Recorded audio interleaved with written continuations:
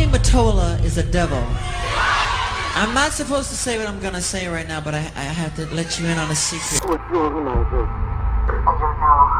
I should tell you this, but I don't know who may be listening.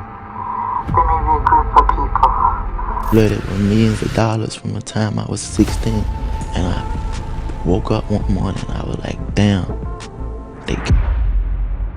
Michael Jackson called him the devil. The internet laughed. They called him crazy. But 7 years later, he was dead. You know, let me just say this. The tradition of great performers from, and I really want you to hear what I have to say. The tradition of great performers from Sammy Davis Jr. Prince fought the system his entire career, then mysteriously died right before going independent. Dave Chappelle walked away from $50 million and was labeled insane. Coincidence or a pattern? Welcome to Behind the Fame. Tonight, we're connecting the dots they don't want you to see. This isn't a conspiracy theory, this is a case file, and the evidence is staggering. What if everything you know about the entertainment industry is a carefully constructed lie? What if the fame, the glamour, the red carpets are nothing more than the bait in a trap? A spiritual trap, centuries old, designed for one purpose: to harvest souls. We begin with a warning, a desperate final warning from the king of pop himself. Listen to his voice. The fear is palpable. He knew he was a target. And who did he point the finger at? A devil. He didn't say a bad guy. He didn't say a ruthless businessman. He said a devil.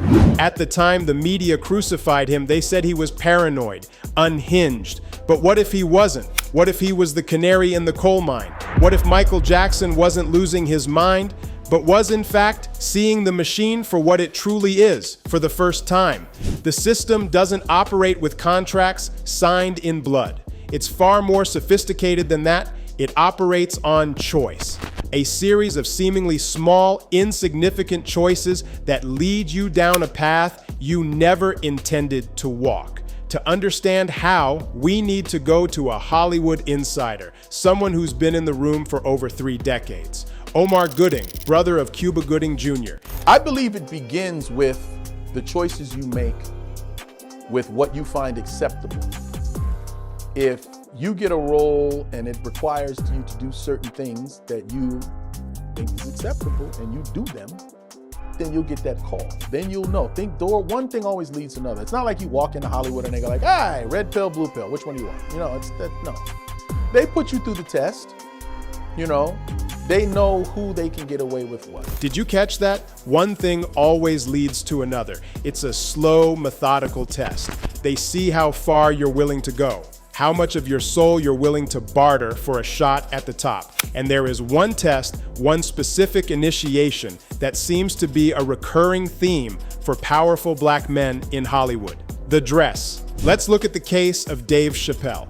At the height of his career filming a movie with Martin Lawrence, Chappelle walks into his trailer and finds a dress. The writer, the director, the producers, they all come to him. They tell him it's a hilarious bit, that all the greats have done it. They apply the pressure. Every minute you waste costs money. But Chappelle stood his ground. He refused. He said, I'm not wearing no dress, man. I'm funnier than a dress. Just give me something funny to say. I don't need wear no dress to be funny. What am I, Milton Berle? You know, we're going like this. And what happened? The scene was rewritten in 10 minutes, but the message was sent. Chappelle was marked. Not long after, he walked away from a $50 million deal with Comedy Central. The system's response? Not negotiation, not understanding. They launched the protocol. They labeled him mentally unstable. They questioned his sanity in the press. His trip to Africa wasn't a breakdown. It was an escape, a strategic retreat from a system designed to break him. But what about those who don't refuse? What happens to the ones who say yes? It was hacky, you know, and I did it purely for the money and the work with Martin Lawrence. Yeah. So I didn't do it for the purity of comedy, but I did it for the purity of work with Martin. But I believe that it was still more than money. Like, dang, I'm gonna get a big check, you know. Yeah, and knowing you now. Brandon T. Jackson wore the dress in Big Mama's house. At the time, he was warned by fellow comic Cat Williams, $1 trillion. That's the psychological cost he's talking about. The dress wasn't a costume. It was an act of systematic emasculation, a ritual of humiliation designed to sever a man from his core identity, to make him psychologically dependent on the very system that degraded him. Make it. Why you bashing me? And then he was trying to warn me, you know, don't get in the dress. This is where we need to take a hard left turn into the truth that makes most people uncomfortable. This isn't just about business, it's about spirituality, it's theological. We see the collections. It's a very real thing. It's very spiritual. There's some people don't believe in God, but do believe in the devil.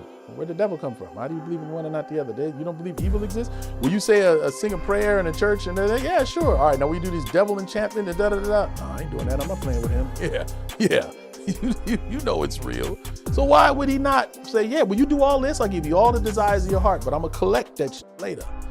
And we see a lot of collections happen and happening. Let that sink in. He's talking about the price, the bill coming due. Think about the artists who spoke out and met tragic, untimely ends. Prince, Michael Jackson.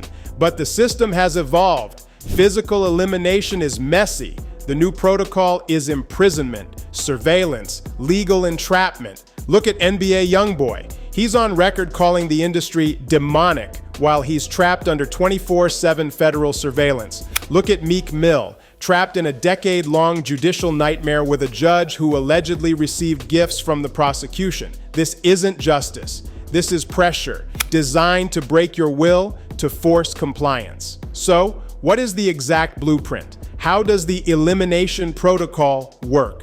Step 1, the bait. It starts with an opportunity that seems too good to be true. A role, a record deal, a chance to work with an idol. Step 2, the test. They present you with a moral compromise, something that makes you slightly uncomfortable. The dress, the casting couch, the edgy lyrics. They need to see if you'll bend. Step 3, the assessment. If you bend, you're in.